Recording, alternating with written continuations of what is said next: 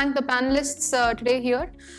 With me, I have Jeff Warmann, CEO and President, Monroe Energy, and Daniel Carson, VP Strategy and Development with Montana Renewables. Thank you for agreeing to speak and spending the day with us today. Yep. So I'm going to quickly start with a few insights that we've gathered over our work in the past year. As we all know, that overall refined product demand is going to slow down, but we do see that jet fuel demand is in a bright spot. However, if we look at some of the larger markets like gasoline and diesel, we do see some slowdown. Diesel is going to be mainly driven by industrial and freight recovery demand, while gasoline would be a lot more dependent on the driving patterns during the summer. If we think about exports, without exports to Latin America and Europe, which grew by almost 2 million barrels per day last year, US refining would struggle. We see most of these exports were from the PAD3 or the US Gulf Coast, while others have been seeing some imports in the last 2 years. If we think of global hotspots for fuel demand, those are kind of slowing down. A lot of that is the upcoming threat from EVs as well as stricter vehicle emission standards. If you look at India, for instance, we see that the growth expected is much slower than what we have seen historically. Apart from passenger vehicles, electrification of railways and agricultural sectors is also reducing fuel usage, and oil products such as fuel oil and naphtha are gradually being replaced by natural gas. So another key trend we've been seeing is a lot of refinery capacity closures. In 2025, most of that is going to be led by Asia and Africa in terms of capacity growth. But we see that there are some closures or conversions to biofuels happening in North America and Europe mainly. In addition, we are also seeing that geopolitical conflict shut about 1 million barrels per day of Russian refining capacity in 2024, and the situation may worsen in 2025 if some of these conflicts are not resolved. So this is just a quick recap of what we worked on over the last year. So moving on to the panel, Jeff and Daniel, why don't you introduce to the company what the current asset base looks like and what your projections are for the operations next year. Thanks. Pleasure to be here.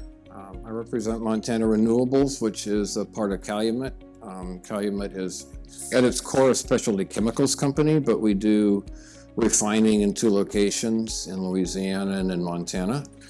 And let me run through just a couple of slides. Let's see, which one is it? The green. This one, okay. So just a bit about Calumet. We've been around for 100 years or so. Again, specialty chemicals with refining kind of as an adjunct to get there. If you buy True Fuel at your local hardware, you're buying our product. If you buy Vaseline, you're buying our waxes. We're in a multitude of different products, but you won't see our fuels necessarily. Montana Renewables became the largest sustainable aviation fuel producer in the U.S. in 2024. Going from nothing at the end of 2022 and building that business. We carved out some assets from an existing legacy fossil refinery and ultimately repurposed those to be able to produce renewable diesel and sustainable aviation fuel. And with the recent announcement that you may have seen from the DOE Loan Program Office, we're looking to really go up by about a factor of 2 on capacity and a factor of 10 on SAF. Just a little context for people that may not understand what a renewables fuel, and we are HEFA based, which is hydrotreated esters and fatty acids, right? So vegetable oils, animal fats, those sorts of things. That's what we turn into diesel. It's a business that's been around for about a decade. Centrolium started it with a joint venture with Tyson Foods about 2010, 2014. And so it's a very new process compared to, say, biodiesel, which has been around for a long time, which doesn't really make a fungible product. It has to be blended to be combusted. Renewable diesel is drop-in compatible, very high quality, very high cetane, excellent fuel. What you need to do is you need to remove the junk that's in the feed that contaminates the catalyst. That's a pretreatment unit. And then you typically repurpose a refinery hydrotreater or hydrocracker, and you take a bunch of hydrogen. And in our case, we needed to add more hydrogen because it's a very hydrogen-intensive process. And out of that, you get drop-in compatible diesel. You get sustainable aviation fuel, and then you get some other byproducts. The project went very quickly. It went 19 months from start of engineering to online. We did some unique things to minimize scope and to streamline the project. We also commissioned the first in the world pretreatment technology licensed by ARA. And we leveraged that then very quickly to get into the SAF business. And then really going forward, as I mentioned, our DOE loan grant, we're looking to really leverage the asset to its full capability, and to be able then to be really a global scale producer of sustainable aviation fuel. In the renewables business, we talk about millions of gallons a year. So it's about 15 million gallons is 1,000 barrels a day for those of you that think in refining terms. And if you like to think in green hydrogen terms, it's about 12.5 megawatts of hydrogen to make 1,000 barrels of renewable fuel. So just a little high-level view on us. Thank you, that's helpful. And Jeff? So I'm Jeff Warmann. We own the Monroe Refinery in Trainer, Pennsylvania. We're a wholly owned subsidiary of Delta Airlines. So while we're not a pure merchant refiner, we're more of an integral piece of Delta's supply chain for jet fuel in the United States. We're about 208,000 barrels a day. So we have processed RBD soybean oil in one of our hydrotreaters. It's a small amount. It's basically about less than 10% that we could put in and co-process, and we generate D5 RINs when we do that. So that's one of the things that we've looked at is converting some of our units, like instead of getting a unit that's down, taking an existing unit like Cheyenne and some of the others and revamping it to make biofuels like SAF. So if we take our hydrocracker, which processes about 30,000 barrels a day, it would reduce the hydrocracker to about 11,000 barrels a day of SAF and a little bit of renewable diesel. Because you need more space velocity, you have limits on how much you can process through a reactor without getting into the exotherms and other problems that you have with renewables. Plus you need hydrogen and like Daniel said, a lot of hydrogen. And in order for it to be fit all the renewable marks so you get all the credits, it has to be new green energy hydrogen. So any electrical, any other needs has to be new and green. So it's a very expensive process to get to. Converting something like our hydrocracker just to produce at 10,000 barrels a day is in the neighborhood of $750 million. So, like Daniel said, he's investing somewhere in the neighborhood of 250, and he's making about 2,000 barrels a day. It's very expensive, and that's a big issue that we have. Refiners will refine anything. You give me plastics, you give me used oil, you give me anything, we'll filter it, we'll refine it as long as it's permittable and we can get the API certification and so forth. Refiners do it for money, and that's the biggest issue. Why are we not doing it now? And that's because we could make that, and these guys are like probably the best guys in the world, knowing Calumet and so forth. They will do it on a shoestring, and it's still going to cost somewhere in the neighborhood of $6-7 a gallon. So how do you get that $6-7 a gallon SAF to compete with $2.50 in the marketplace? RINs, right? Blenders fuel tax, right? And then some sort of carbon tax credit, LCFS credit, or so forth. Oh, you know what that means? That means you, through your taxes, subsidize that difference. So you're basically paying for us to make that product. Now, is SAF great? It is. However, it's just like Daniel says, it can burn itself. The molecules that you make with SAF, the molecules we make when we co-process are very, very similar to the fossil fuel base. So when you burn it, you get the same emissions basically out of a turbine engine. Well, where is all that carbon uptake?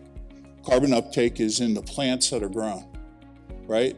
So as you grow the plants, you suck in CO2, and then you use that product, and that's where you get all your carbon, most of all your carbon credits from. That's where the shell game comes in play. And this is what Delta has been fixated on, is if I just take plants that would have been grown for food and I put it over here for a product, fuel product, I haven't changed any macro intake of CO2. You're just playing a shell game, you're just reassigning it. So the ideal thing is that we would increase crops to consume more CO2 to make the fuel and leave the food processing alone. And it also makes food costs go higher, right? Soybeans have gone from $2.50 a bushel to over $14 at some time. And so the farmers make a lot of money out of it. So the ideal thing would be, and this is what we've been seeking, is improvements in technology, improvements in agriculture, to do exactly what Daniel's doing, is gathering it, right? Pre-processing it and making it into a viable fuel. But we're looking for crops that aren't food-based. That drives up margarine prices and everything else. We're looking for crops that could be grown in between growing season of corn and soybean oil, corn and soybeans, right? We're looking for other crops that can grow outside that temperate area in the United States that can generate that. And that's some of the stuff that Calumet's playing with, is various crops. I don't want to speak for you, but I know you guys are looking at various crops besides just soybean and corn to try to get to this end product. That's what we'd like, because in the airline business, it's just like some of the stuff you saw with the LNG.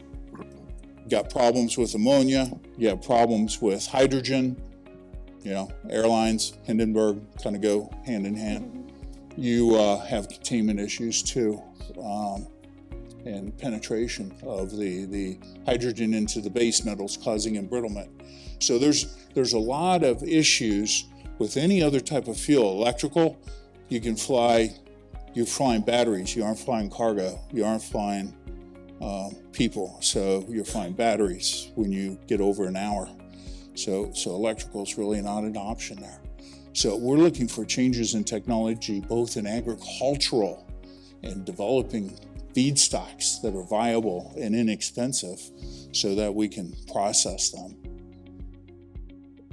But also, we're looking for different changes in technology for fuel types and so forth that would come along and be able to propel us.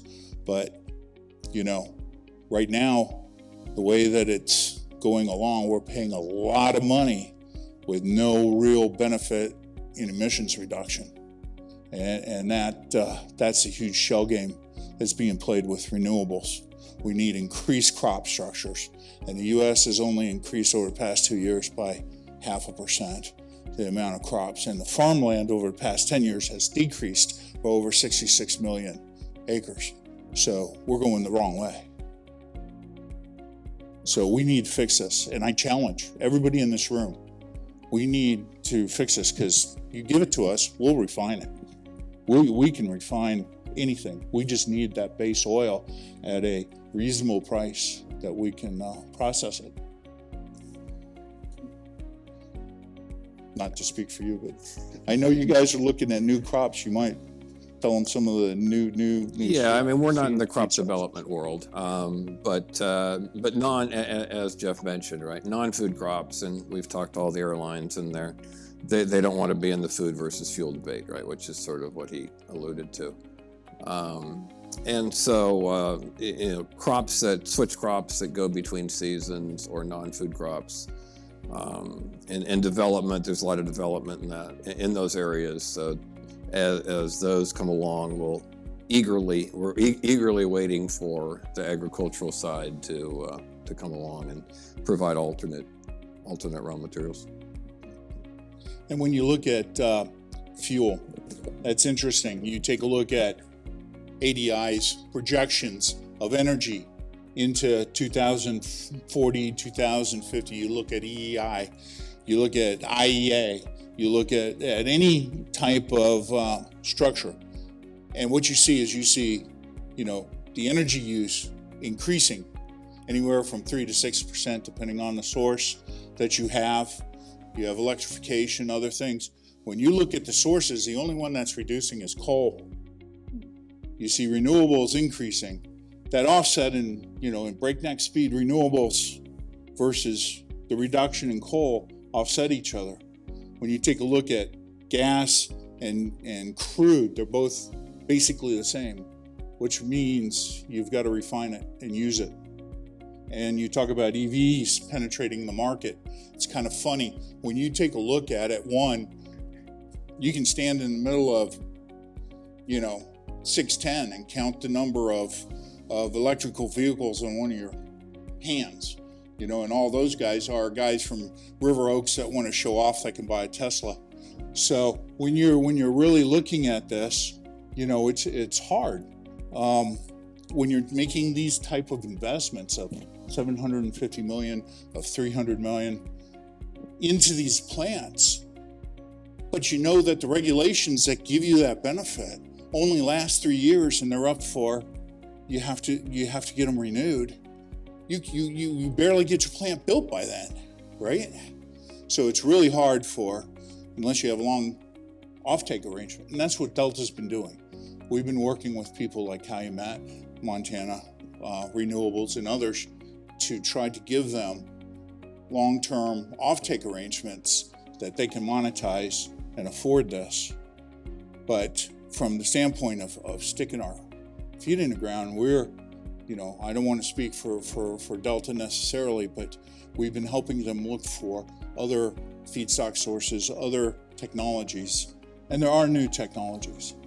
So you say, well, okay, as refining then, the EV market, Denmark, homogeneous society, very eco-conscious, everything else. The penetration of EVs into that marketplace is stagnated at 30%. In the EU overall, it's stagnated at 20%. They aren't selling more than 20% into the market area for EVs. So if you think EVs are going to take away gasoline-powered vehicles or diesel-powered vehicles, I don't think so. You look at the election. That kind of told us a lot about that. So refining is going to be around for a while. So as refiners, he's got the same problems that I do. He's got heaters that make emissions. He has other processes that yield emissions and water. And so one of the things that we've done is we've worked on actually trying to reduce the actual emissions from our refinery. And I'm proud to say that our refinery only emits, we're 208,000 barrels a day. We only emit 1.3 million tons a year of CO2. That's half of what a refinery that size on the Gulf Coast, that's half what our neighbor produces, processing less. So how have we done that? Where's my SCS guys? So we put right there, we put advanced controls and AI on controlling our heaters to try to optimize them the best way possible to reduce the amount of fuel that we actually, waste fuel that we get by, and we're trying to get it down to almost nothing. Where instead of flaring off our marine vapor recovery, we actually compress that and put it back into our fuel gas system. We do a number of different things to take the emissions out of the air, because at the end of the day, that's carbon that I can turn into a sellable product, and it makes me money. So we also are playing with new technologies to try to actually take more of the CO2 out of the flue gases. And those are the kind of things that make real differences in carbon emissions. So we aren't playing a shell game. We're actually reducing our CO2 emissions. That's what's important. AI, automating our processes, things along those lines to try to make 1,000 times a second movements versus an operator trying to make your movements. It's pretty interesting how technology is blending in with a lot of this, and it comes back to just concentrating on perfecting your operations. And I think it's going to be around for a while. And I love guys like Cheyenne and other people. And I point to Montana didn't do that. They were pretty smart about how they're doing it. But they shut down a 140,000 barrel a day refinery and put in a 15,000 barrel a day renewable plant. That just increases demand for gasoline. I love it. So give me a good feedstock product and I'll refine it, but I got to make money on it.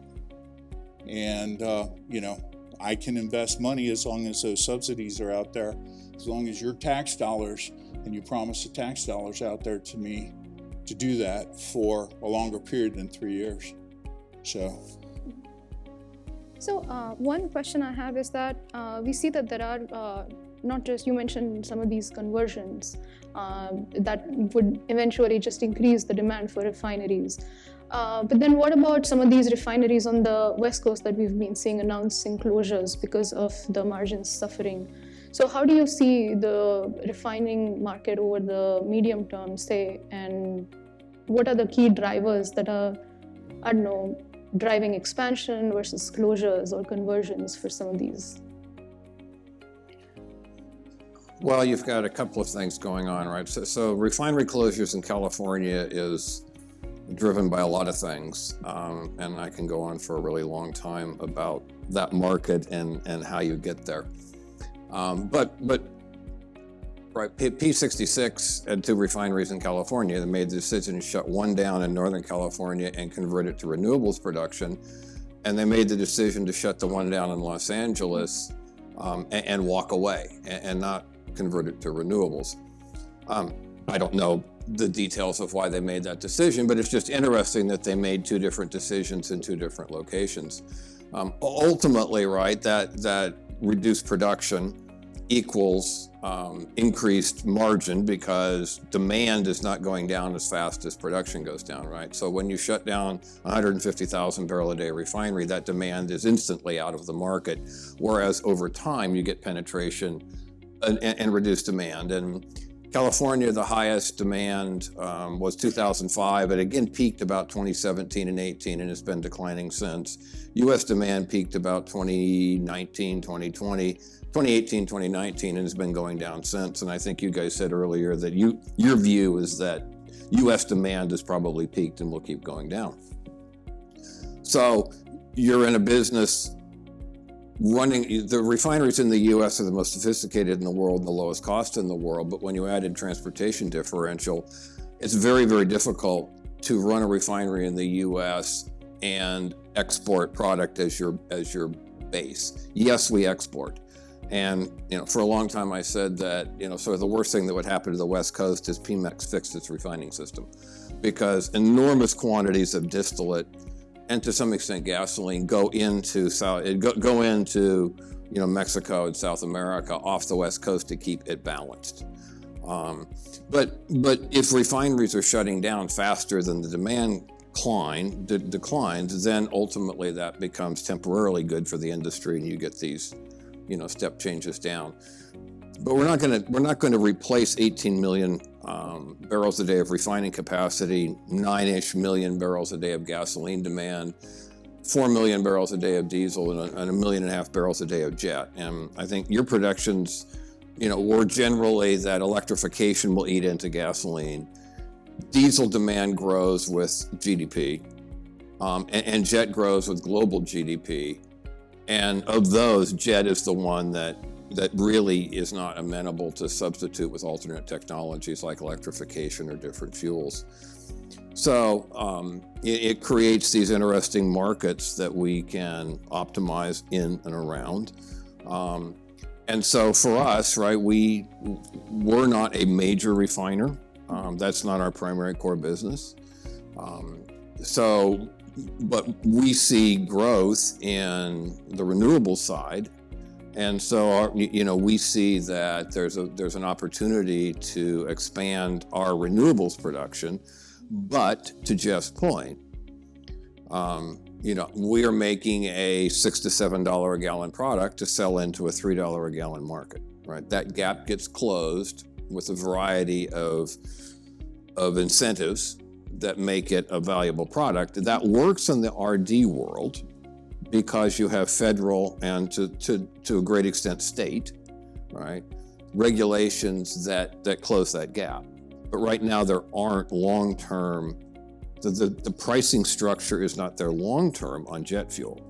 The Inflation Reduction Act provided some incentive for that. It goes away in 2017.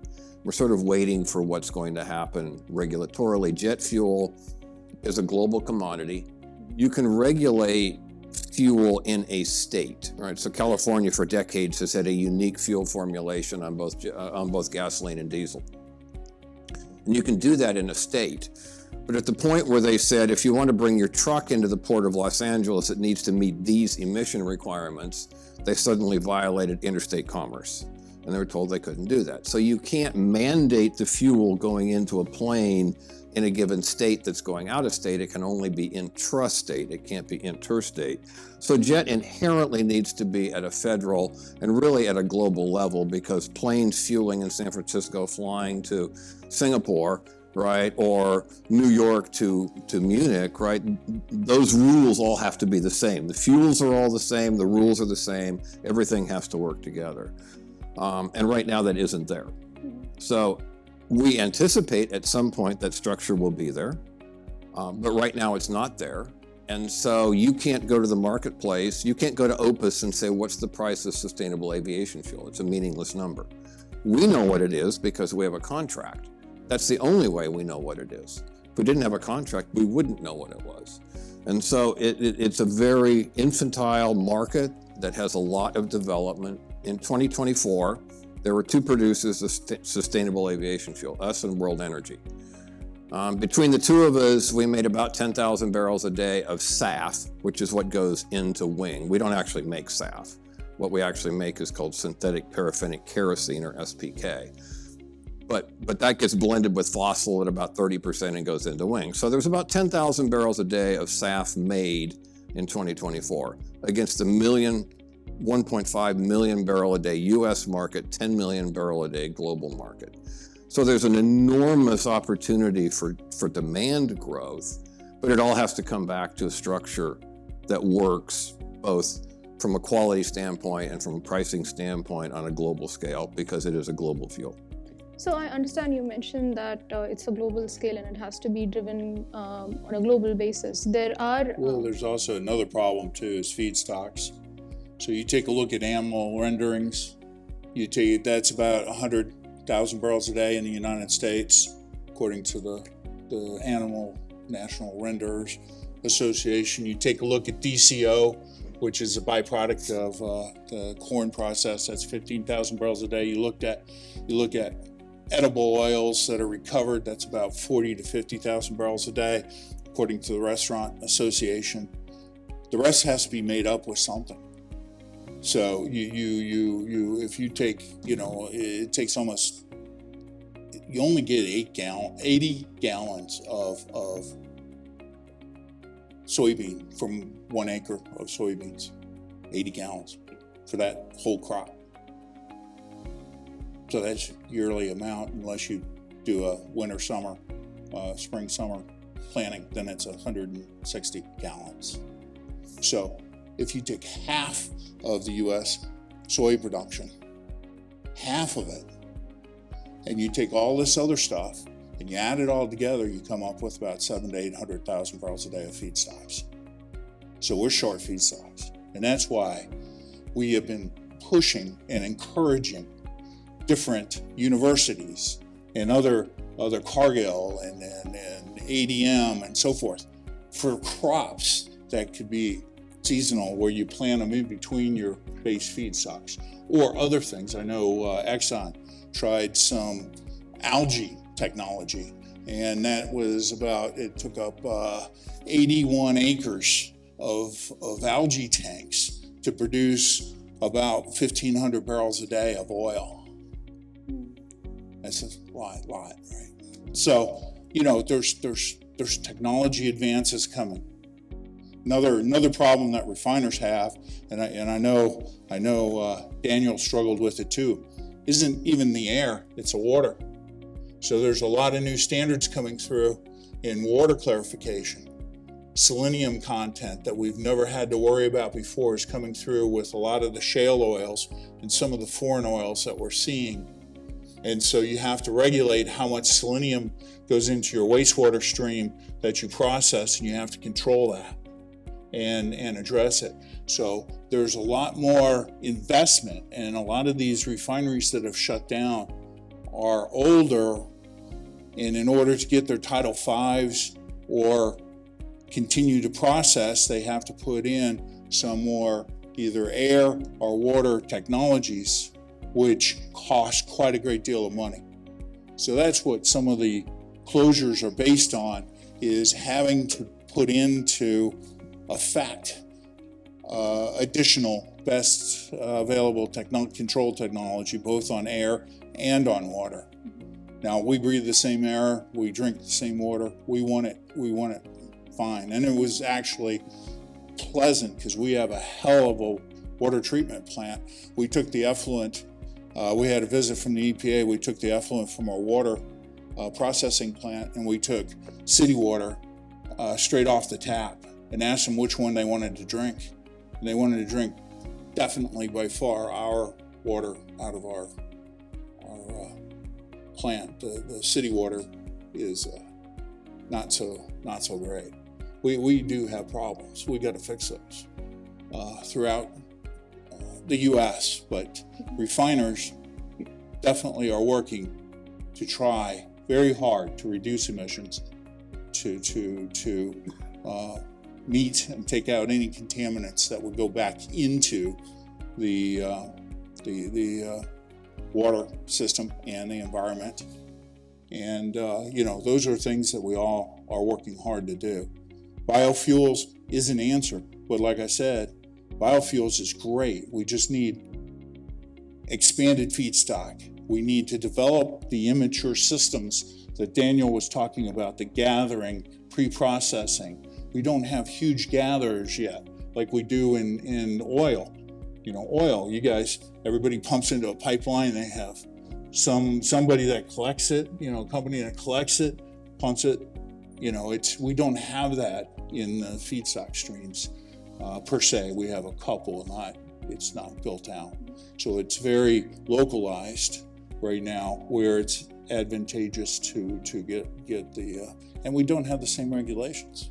So when you, so I know you mentioned that there's feedstock constraint, but when we talk about, say, sustainable aviation fuel, we expect some of these regulations to kind of hit, and some of these mandates to kind of kickstart this year, some next year by 2027. we are expecting a huge pickup in demand. So as opposed to that, we are also seeing a lot of investments and announcements and capacity expansions for some of these biofuels. Do you see there is a risk of overcapacity, even though there's so much demand on paper for sustainable aviation fuel? So on paper, there's a demand, right? In practice, there isn't yet because you don't have the maturity, right? California sort of built the renewable diesel, and then it went to Oregon, Washington, British Columbia, across Canada. But it's really a West Coast into Canada. You don't have that regulatory certainty, and so you don't have the ability to ensure your return at this point, right? So this becomes the dilemma.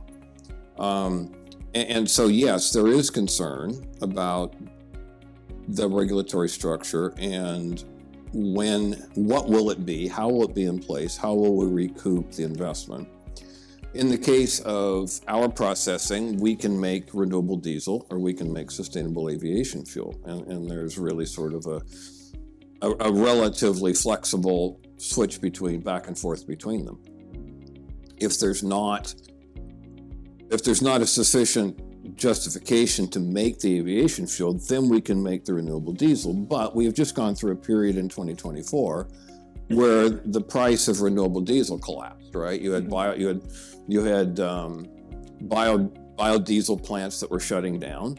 Vertex Energy announced that they were converting their renewable diesel plant back to fossil because they cannot make money making renewables.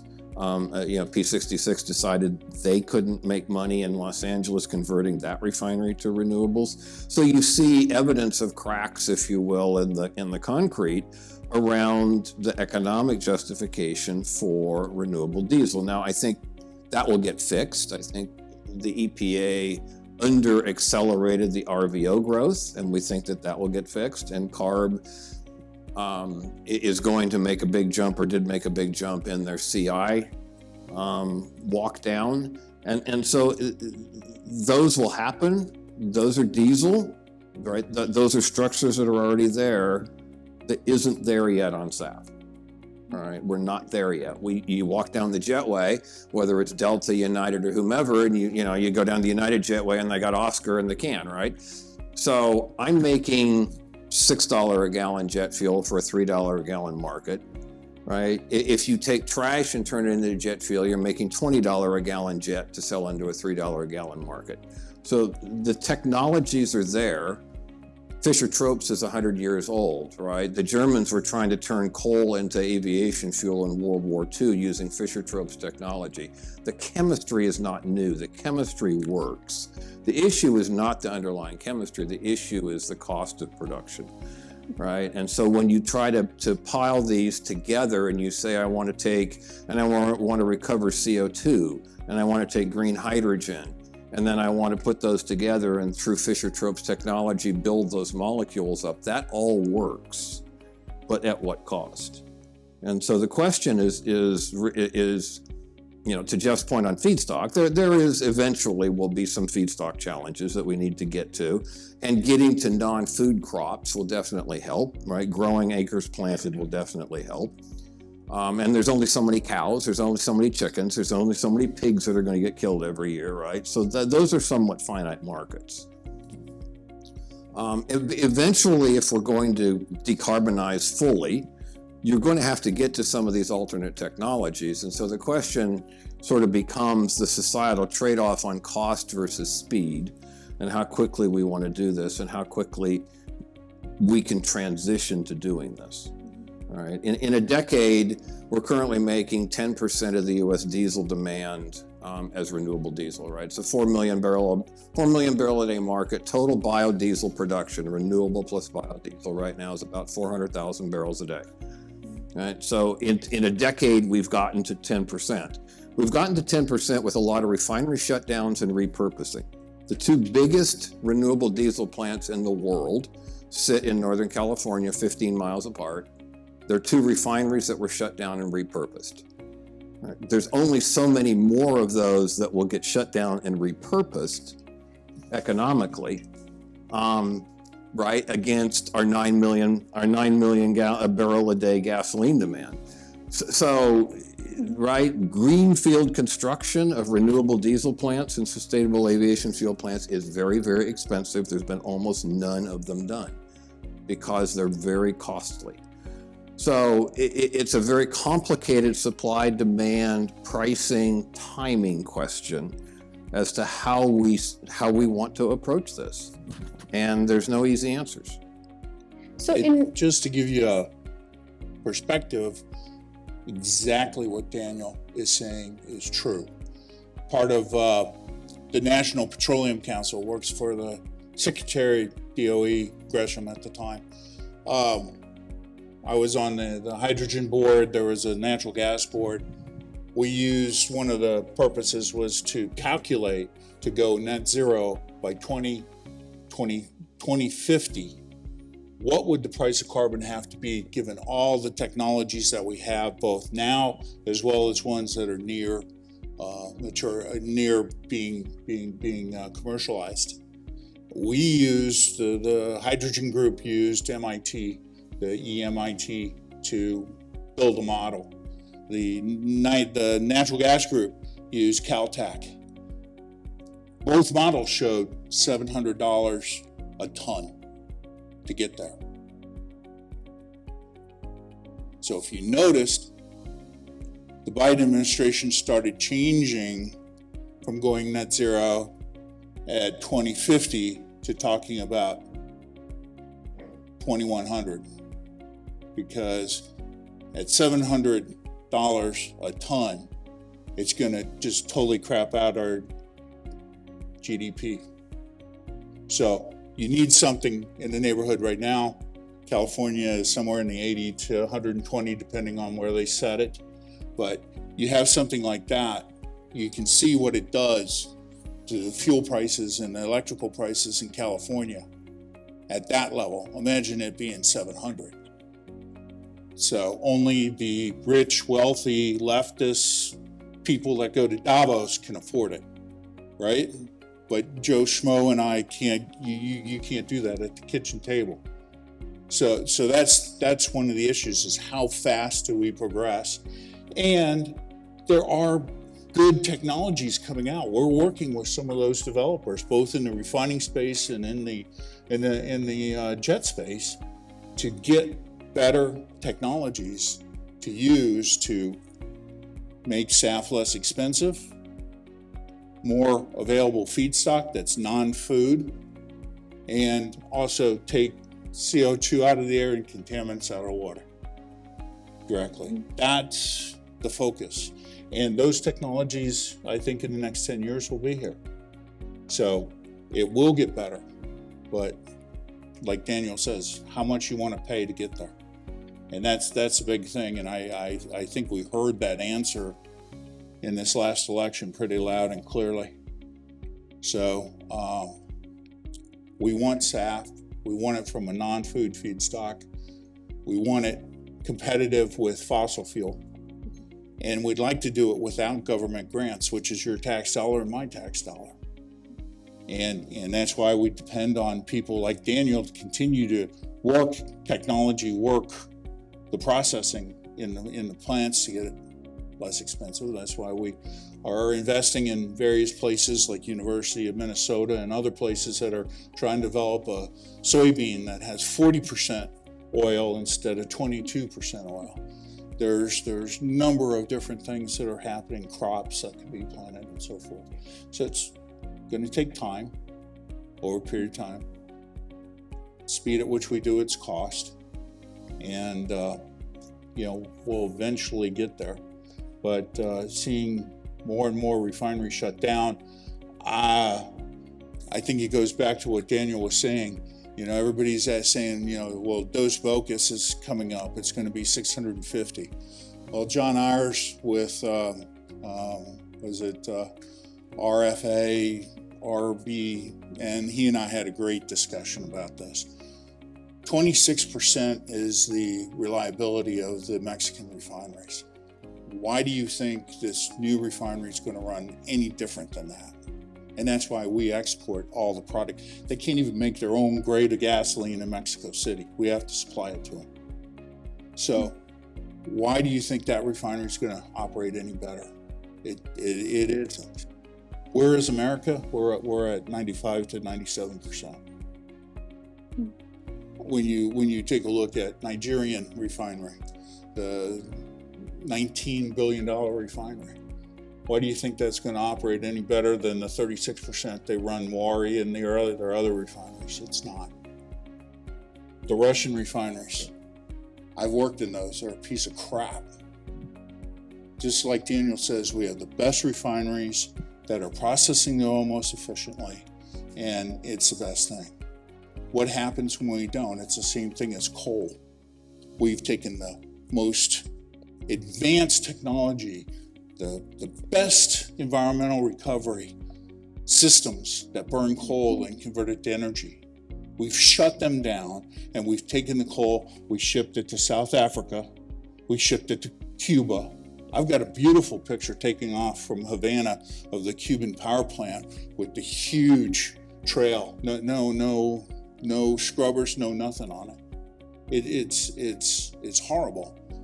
They're burning it in inefficient facilities with no environmental controls. Sorry to cut you off, Chef. I'm gonna let the audience ask if they have any questions.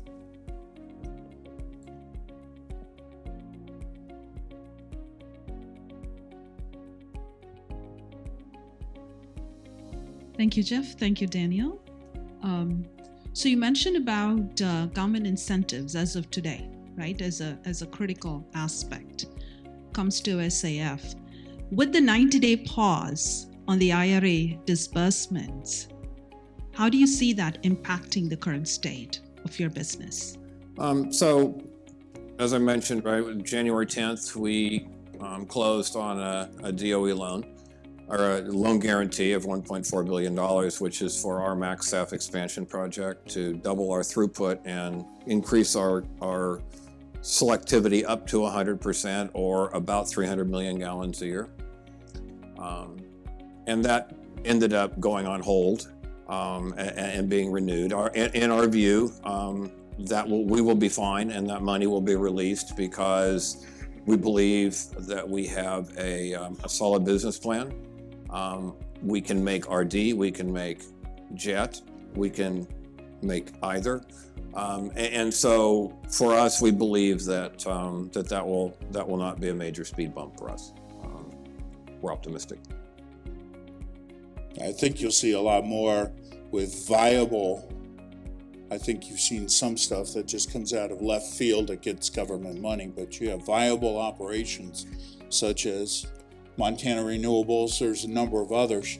You're going to see private investment. You're going to see other financial institutions backing some of these plays, because I mean, BlackRock and State Capital, everybody else is in it for the money. If you can make money, they're going to invest in it. So, but it has to be a solid business plan. It can't be some of these funky things that they built in Colorado in the middle of nowhere with no feedstock, with no marketplace, right?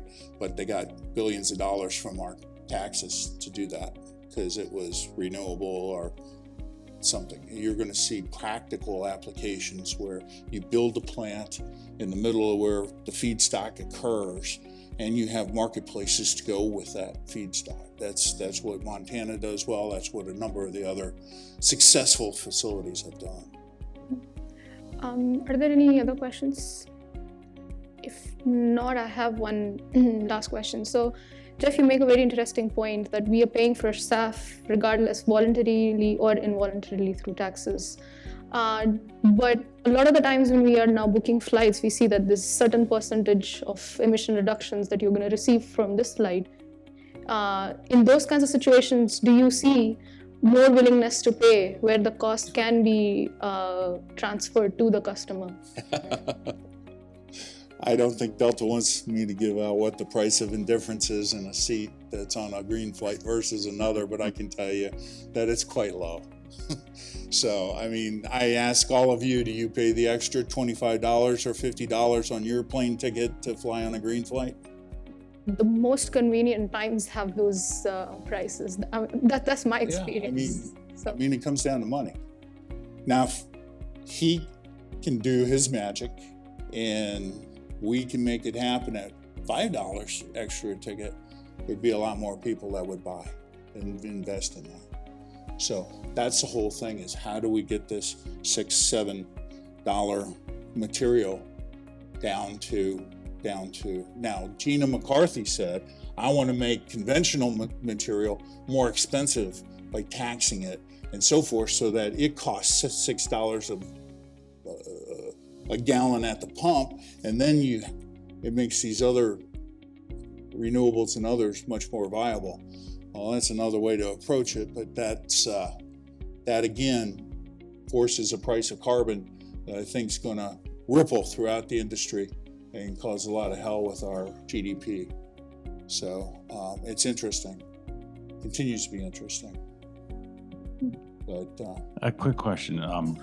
So obviously the D4 RINs prices collapsed from where it was not long ago, and the blender's tax credit is expiring. They extended it for 1 year, I believe, right? One additional year. What, with the current administration, maybe I misunderstood Daniel, but is your assumption that the EPA was going to be more aggressive with renewable volume obligations?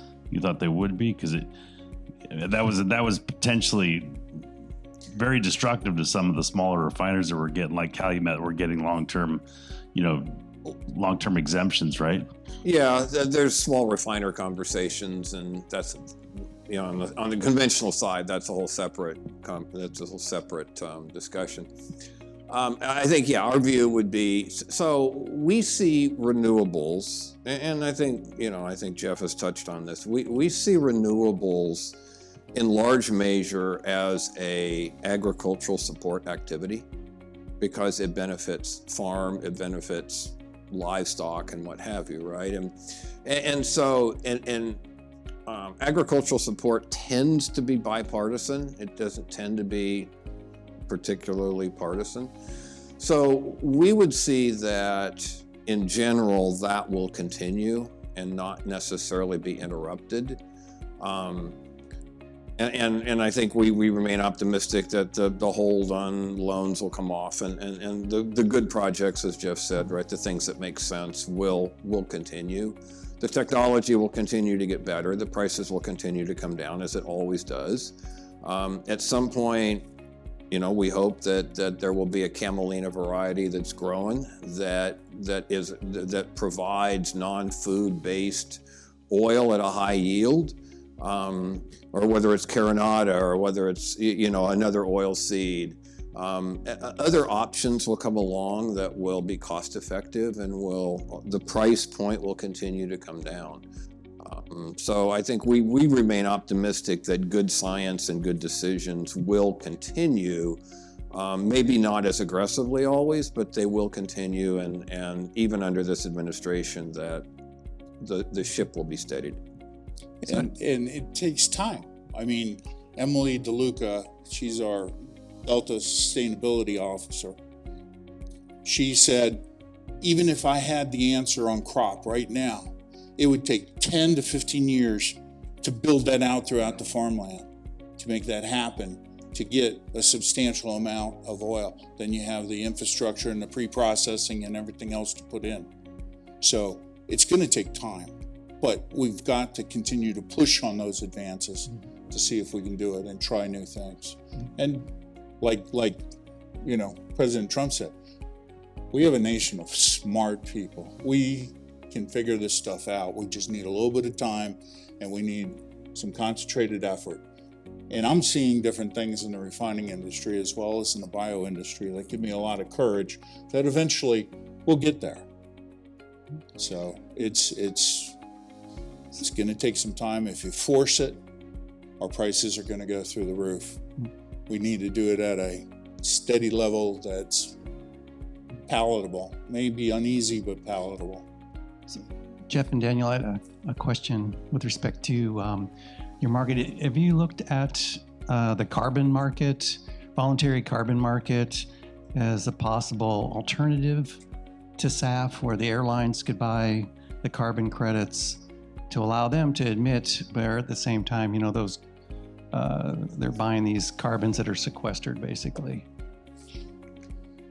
The carbon credit, well, the airlines do participate in the carbon credit market. CORSIA is a requirement in some of the international trade, which causes you to look for carbon credits and buy so many carbon credits for your use and so forth. That was one hope with us, is that out of the three measures, the RINs, the blenders fuel tax, the LCFS that New York may or may not ever put in the CORSIA credit, we could actually get to a very competitive level with fuels. Again, that's all government subsidies, right? So the whole thing comes back to is the construct. You do have airlines participating in those carbon offsets and those carbon trades, and Delta does, and we do a lot of. I know Delta does a extensive job of actually looking at the carbon credits that they do buy to make sure they're valid and not just some game that's being run in Brazil or something. So it's those are things that airlines are doing, all of them, not just Delta. And make more SAF. Yeah, make more Make SAF. more SAF. I think that carbon capture, sequestration, chemical binding, all of those are not free either, right? And at the point where you do that, and then you have to buy those credits, if they're bought at market value, at cost, not at a subsidized cost, it's not completely clear that that's a whole lot better. And we are facing, one of the things that just blows my mind is going to Starbucks in California, where you have a paper straw, which are useless, right? And it's wrapped in plastic for sanitary purposes. That just makes me want to shoot somebody, I shouldn't say that. Makes me just want to, just grab somebody and try to shake some sense into them. But not a baby either.